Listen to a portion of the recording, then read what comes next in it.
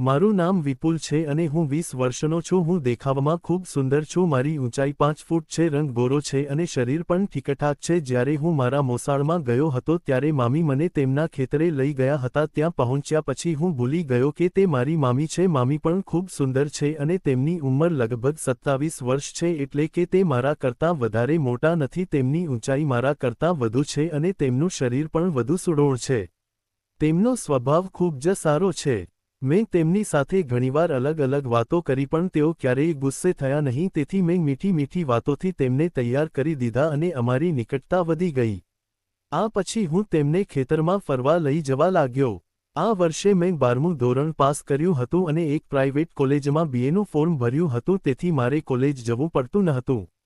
હું નાનીને તેમના ઘરે મૂકવા આવ્યો હતો કારણ કે તે એકલા આવ્યા હતા। નાનીએ કહ્યું હતું કે તેઓ એકલા જતા રહેશે, પણ મમ્મીએ તેને એકલા જવાના દીધા અને મને સાથે મોકલ્યો। હું અને નાની સાંજે ઘરે પહોંચ્યા અને ઘરે પહોંચતા જ ફક્ત મામી જ ઘરમાં હતા। મેં ઘરમાં પ્રવેશ કર્યો અને મામી નાનીના પગે લાગ્યા। મામી તે સમયે છૂટા વાળ અને હળવી સાડીમાં ખૂબ જ આકર્ષક લાગી રહ્યા હતા। ત્યારબાદ નાનીએ મામા અને નાના વિશે પૂછ્યું તો મામીએ એ જણાવ્યું કે મામા બહાર ગયા છે અને એક અઠવાડિયામાં પાછા આવશે। પછી મામીએ અમારા માટે ચા બનાવી। તે જ સમયે નાના પણ આવી ગયા। નાના આવવાથી મામીએ માથા પર પલ્લું લઈ લીધો। હું થોડીવાર નાનાની સાથે બેસીને વાતો કરતો રહ્યો। તેમણે મમ્મી પપ્પા અને ખેતી વિશે પૂછ્યું। સાંજ થતાં મામી રસોઈ બનાવવાની તૈયારી કરવા લાગ્યા। નાના પત્તા રમવા બહાર જતા રહ્યા અને નાની આંગણામાં પડોશી સાથે વાત કરી રહ્યા હતા। હું હોલમાં બેસીને મામીના વિચારોમાં ખોવાયેલો હતો। મેં વિચાર્યું કે રસોઈમાં જઈને મામી સાથે વાત કરું, પણ હું નવો આવ્યો હતો એટલે મને સંકોચ થતો હતો। મામાના લગ્ન પછી આ મારી મોસાળની બીજી મુલાકાત હતી। છેલ્લી વખતે આવ્યો ત્યારે મામી તેમના પિયર ગયા હતા। એટલામાં મામીનો અવાજ આવ્યો, વિપુલ તું અહીં છે કે બહાર ગયો? મેં તરત જ જવાબ આપ્યો, ના મામી, હું અહીં જ છું। મામી હસીને બોલ્યા, તો પછી રસોઈમાં આવને, તારી સાથે મારો પણ સમય સારો જ જશે। મામીના આટલું કહેતા જ હું તરત જ રસોડામાં પહોંચી ગયો। મામી વાળ બાંધીને શાક બનાવી રહ્યા હતા। મેં પહોંચતા જ જોયું કે મામી હળવા પરસેવાથી પોતાનો ચહેરો લૂછી રહ્યા હતા। મેં મજાકમાં કહ્યું, સાચું કહું મામી, કદાચ તમને ખબર ન હોય પણ તમે બહુ જ સુંદર લાગો છો।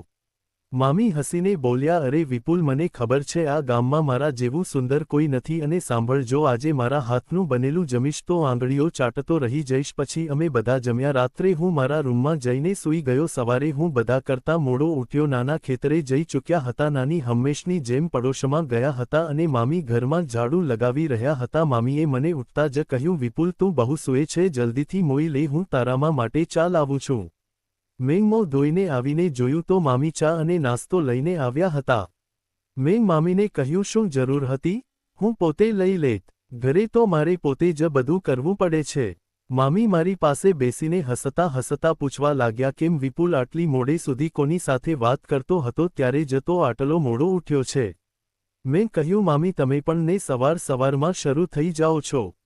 મામી હસીને બોલ્યા, સાચું સાચું કહેજે, જુઠ્ઠું બોલતો નહીં। કોણ છે તે? તેનો ફોટો તો બતાવ, શું તે મારાથી વધારે સુંદર છે? હું પણ જાઉં? મેં મામીના સોગંધ ખાઈને કહ્યું, મામી સાચી જ, તમારી કસમ, એવું કંઈ જ નથી। ત્યારે મામી આશ્ચર્યથી કહ્યું, એટલે કે તે અત્યાર સુધી કોઈને સેટ પણ નથી કરી? હું માથું હલાવી રહ્યો હતો અને મામી મારી સામે જોઈને હસી રહ્યા હતા। મામીએ હસતા હસતા કહ્યું, તો પછી મામી વિશે શું વિચાર છે? મામીના મોઢે આવું સાંભળીને મારો શ્વાસ થંભી ગયો, પણ પછીના જ ક્ષણે તે જોરથી હસવા લાગ્યા અને બોલ્યા, વિપુલ તો બહુ સારો લાગે છે, હું તો ફક્ત મજાક કરતી હતી। પછી તેમણે ચાનો કપ ઉઠાવ્યો અને પોતાના કામમાં લાગી ગયા। સાચું કહું તો મામીનો સ્વભાવ ખૂબ જ સારો છે। તે હંમેશા આવી મજાક કરતા રહે છે, તેથી મેં પણ નક્કી કર્યું કે જ્યારે આટલી પ્યારી મામી મળી છે તો થોડી મજાક હું પણ કરું। જમ્યા પછી હું મામીના રૂમમાં ગયો। મામીએ હમણાં જ તેમના વાળ ધોયા હતા અને તેમને સૂકવવાની કોશિશ કરી રહ્યા હતા। જેવો હું રૂમમાં દાખલ થયો, મામી બોલ્યા, અરે વિપુલ, સારું થયું તું આવી ગયો, હું તને બોલાવવાની જ હતી। સવારથી મારી પીઠમાં ખૂબ દુખાવો થઈ રહ્યો છે, શું તું થોડું બામ લગાવીને માલિશ કરી આપીશ? મેં તરત કહ્યું, અરે મામી, આ વાત સવારે જ કહેવી જોઈતી હતી, હું પહેલાં જ બામ લગાવી દેત, તમારે નકામું દર્દ સહન કરવું પડ્યું। પછી મેં મામીની પીઠ પર બામ લગાવીને માલિશ કરવાનું શરૂ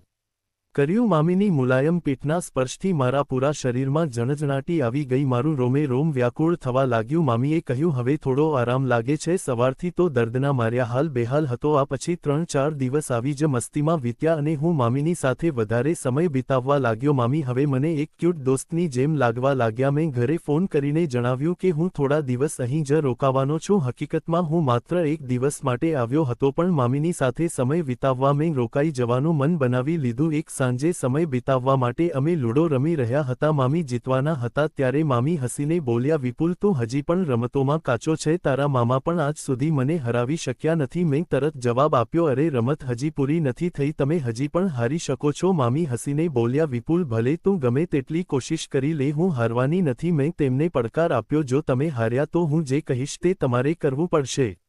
મામીએ હસતા હસતા કહ્યું, ઠીક છે, બતાવ તારી શું ઈચ્છા છે? હું થોડો ગંભીર થઈને બોલ્યો, મામી પ્લીઝ ગુસ્સો ન કરતા અને મારી વાતનું ખોટું ન લગાડતા. મામી બોલ્યા, અરે ના, ગુસ્સો નહીં કરું, બોલ શું કહેવું છે?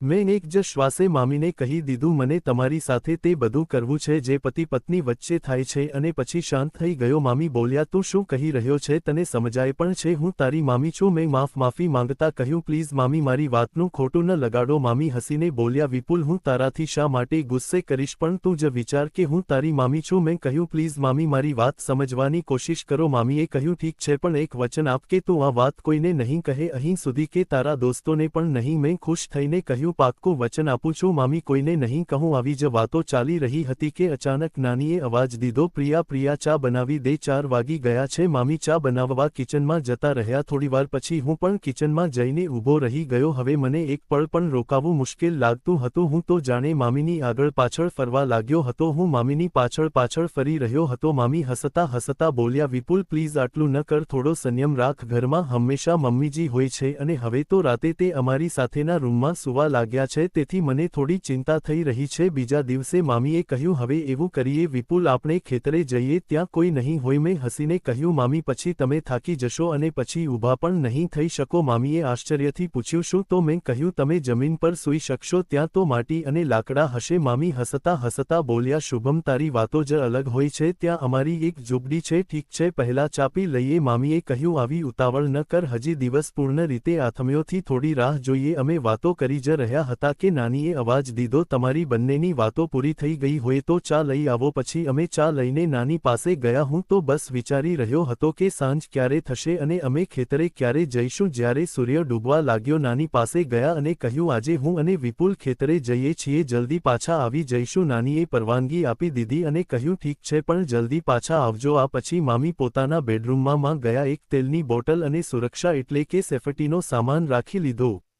મેં હસતા હસતા કહ્યું, મામી, તમને તો ખૂબ અનુભવ છે. મામીએ હસીને કહ્યું, વિપુલ, આજકાલ તને બહુ વાતો કરવાની આદત પડી ગઈ છે, વધારે નાટક ન કરતો. મેં પણ મજાકમાં કહ્યું, મામી, તમારી તો મસ્તી પૂરી જ નથી થતી. લગભગ 15 થી 20 મિનિટના કાચા રસ્તા પર ચાલ્યા પછી અમે આખરે ખેતરે પહોંચી ગયા. ખેતરે પહોંચતા જ મામીએ ઝોપડીનો દરવાજો ખોલ્યો. અંદર જઈને બલ્બ ચાલુ કર્યો. ત્યાં એક ખાટલો હતો અને કેટલીક દવાઓ અને ખાતર રાખેલું હતું.